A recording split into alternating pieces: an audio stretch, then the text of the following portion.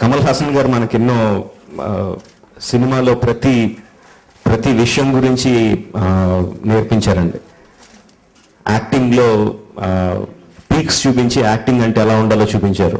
డైరెక్షన్లో పీక్స్ చూపించి డైరెక్టర్ అంటే ఎలా ఉండాలో చూపించారు. ప్రతి రంగంలో, సినిమా రంగంలో ప్రతి మైన్యూట్ విషయంలో ఎలా ఉండాలి అనేది మనకు నేర్పించారండి.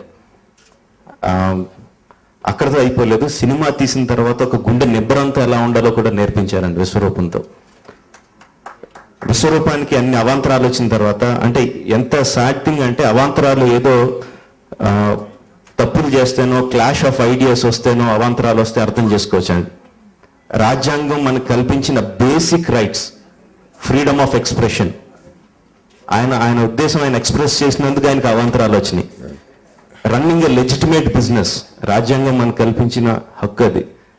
ఒక లెజిటిమేట్ బిజినెస్ రన్ చేస్తున్నందుకు, ఫ్రీడమ్ ఆఫ్ ఎక్స్ప్రెషన్, తన ఎక్స్ప్రెస్ చేసినందుకు, ఏ తప్పు లేకుండా చేసినందుకు అవాంతరాలు వచ్చినాయండి. అది చాలా యాక్చువల్గా సిగ్గుపడాల్సిన విషయం, మనం అందరం సిగ్గుపడాల్సిన విషయం. బట్ అలాంటి కష్టాలు వచ్చినప్పుడు ఆయన తమిళ పత్రికలకి ఇంటర్వ్యూ ఇచ్చారండి. ఆ ఇంటర్వ్యూ ఇచ్చినప్పుడు ఎంత హృదయం కలిసివేసిందంటే, ఆయన చెప్పిన మాటలు, ఈ సినిమా తీయడానికి నా ఇంటిని కూడా తాకట్టు పెట్టాల్సి వచ్చింది. ఈ ఇంటితో నాకు ఎన్నో మెమరీస్ ఉన్నాయి. అందరికీ వాళ్ళ సొంత ఇంటితో ఎన్నో మెమరీస్ ఉంటాయి. ఇంట్లోనే నేను ఎన్నో కష్టాలు సుఖాలు అనుభవించాను, ఇంట్లోనే డాన్స్ చేసుకున్నాను.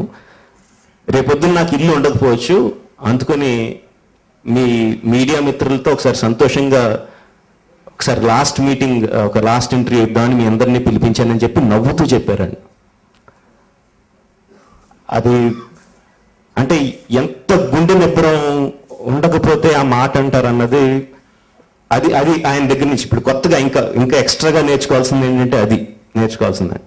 ఆయన కంట తడి పెట్టారు, ఆ ఇంటర్వ్యూలో కంట తడి పెట్టారండి. కంట తడి పెట్టింది ఏ విషయం గురించో తమిళ్లో ఆయన చెప్పారండి, నా తమిళగం నన్ను వద్దనుకుంటుంది అన్నప్పుడు ఆయన వాయిస్ చోక్ అయింది. అంటే నా రాష్ట్రం, నేను ప్రజలకు ఏ ప్రజలను సంతోషపెట్టడం కోసం అయితే ఇన్ని సంవత్సరాలు నేను యాక్ట్ చేస్తున్నాను, ఆ ప్రజలు నన్ను వద్దనుకుంటున్నారేమో అన్నప్పుడు ఒక్కసారి మాత్రమే ఆయన చోక్ అయ్యారండి. But sir, Tamil Nadu is wanting you sir, they are wanting you. You can see the people thronging the theaters like mad because they want you. So that is the response of the people of Tamil Nadu for you. So happy. చాలా మంది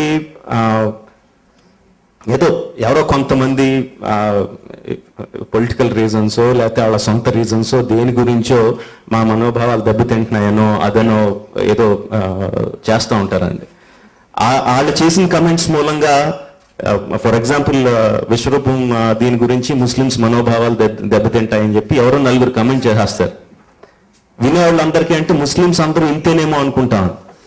but if you see ట్విట్టర్లో కానీ ఫేస్బుక్లో కానీ are ఇప్పుడు విశ్వరూపం థియేటర్కి వెళ్తున్న జనాల్లో కానీ కొన్ని కోట్ల మంది ముస్లిమ్స్ ఉన్నారండి.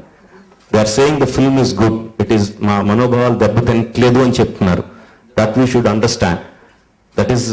That can only be done by an artist. Actually అలాంటి సినిమాలు బ్యాన్ చేయడం మూలంగా కమ్యూనల్ హార్మోనీ పెంచుతామండి. సినిమా ఆపడం మూలంగా కాదు. That I hope everyone will understand. And sir, it's an honor to speak about you, sir. Thank you very much.